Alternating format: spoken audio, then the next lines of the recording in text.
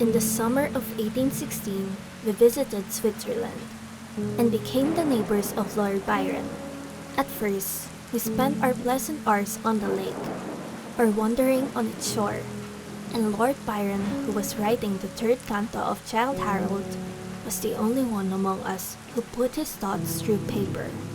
These, as he brought them successively to us, clothed in all the light and harmony of poetry, seemed to stamp as divine the glories of heaven and earth, whose influences we partook with him. But it proved a wet, ungenial summer, and incessant rain often confined us for days to the house. Some volumes of ghost stories, translated from German into French, fell into our hands. There was the history of inconstant lover, who found himself in the arms of the pale ghost of her whom he had deserted. There was the tale of the sinful founder of his race, whose miserable doom it was to bestow the kiss of death on all the younger sons of his fated house, just when they reached the age of promise. His gigantic shadowy form, clothed like the ghost in Hamlet, in complete armor but with a beaver up, was seen at midnight by the moon's fitful beams to advance slowly along the gloomy avenue. The shape was lost beneath the shadow of the castle walls, but soon a gate swung back, a step was heard, the door of the chamber opened, and he advanced to the couch of the blooming youths, cradled in healthy sleep. Eternal sorrow sat upon his face as he bent down and kissed the forehead of the boys, who, from that hour, withered like flowers snapped upon the stalk. I have not seen these stories since then, but their incidents are as fresh in my mind as if I had read them yesterday. "We will each write a ghost story," said Byron, and his proposition was acceded to. There were 4 of us. The noble author began a tale, a fragment of which he printed at the end of his poem of Mazeppa. Shelly were apt to embody ideas and sentiments in the radiance of brilliant imagery and in the music of the most melodious verse that adorns our language. Than to invent the machinery of a story, commence one founded on the experiences of his early life. Poor Polidori had some terrible idea about a scald-headed lady who was punished for peeping through a keyhole. What to see, I forget. Something very shocking and wrong, of course. But when he was reduced to a worse condition than the renowned Tom of Coventry, he did not know what to do with her, and he was obliged to dispatch her to the tomb of the Capulets, the only place for which she was fitted. The illustrious poets, also, annoyed by the platitude of prose, speedily relinquished their ungrateful task. I busied myself to think of a story to rival those which had excited us to this task, one that would speak to the mysterious fears of our nature and awaken thrilling horror, one to make the reader dread to look around, to curdle the blood and quicken the beatings of the heart. If I did not accomplish these things, my ghost story would be unworthy of its name. I thought and wondered vainly. I felt that blank incapability of invention, which is the great misery of authorship. When dull, nothing replies to our anxious invocations. "Have you thought of a story?" I asked each morning, and each morning I was forced to reply with a mortifying negative. Everything must have a beginning, to speak in sentient praise, and that beginning must be linked to something that went before. The Hindus give the world an elephant to support it, but they make the elephant stand upon a tortoise. Invention, it must be humbly admitted, does not consist in creating out of the void, but out of chaos. The materials must, in the first place, be afforded. It can give form to dark shapeless substances, but cannot bring into being the substance itself.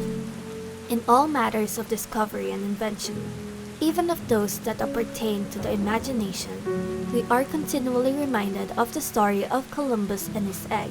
Invention consists in the capacity of seizing on the capabilities of a subject, and in the power of molding and fashioning ideas suggested to it. Many and long were the conversations between Lord Byron and Shelley, to which I was a devout but nearly silent listener. During one of these, various philosophical doctrines were discussed, and among others, the nature of the principle of life, and whether there was any probability of its ever being discovered and communicated. They talk of the experiments of Dr. Darwin.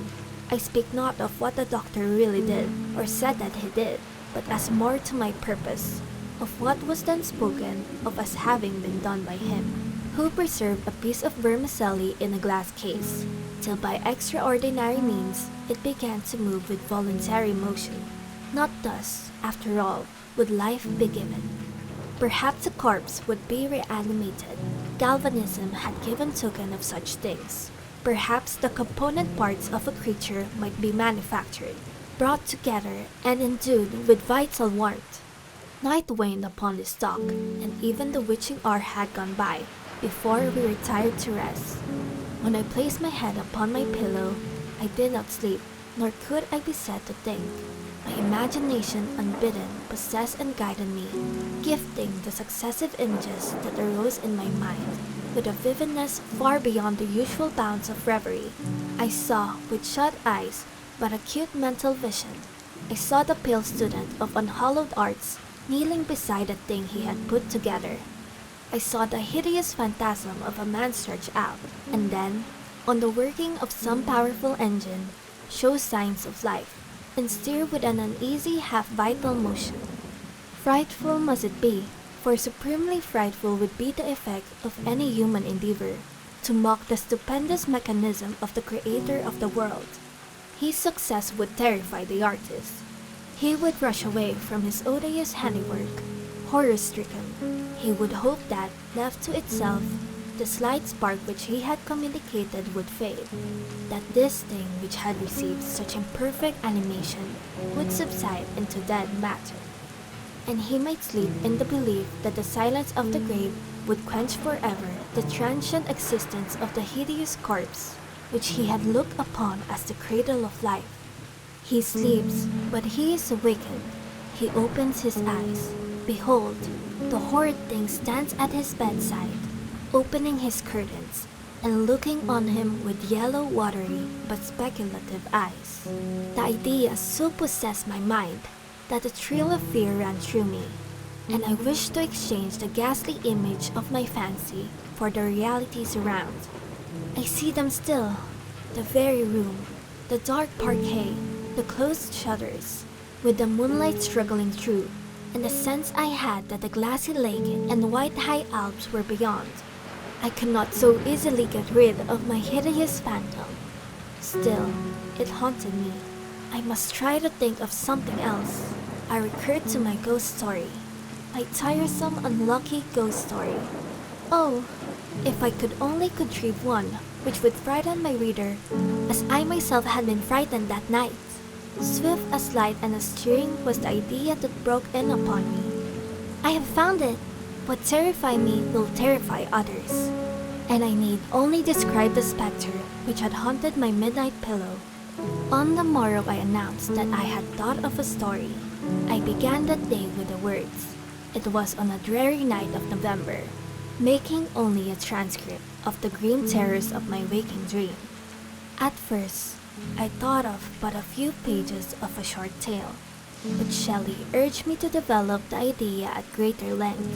I certainly did not owe the suggestion of one incident, nor scarcely of one train of feeling, to my husband, and yet, but for his incitement, it would never have taken the form in which it was presented to the world.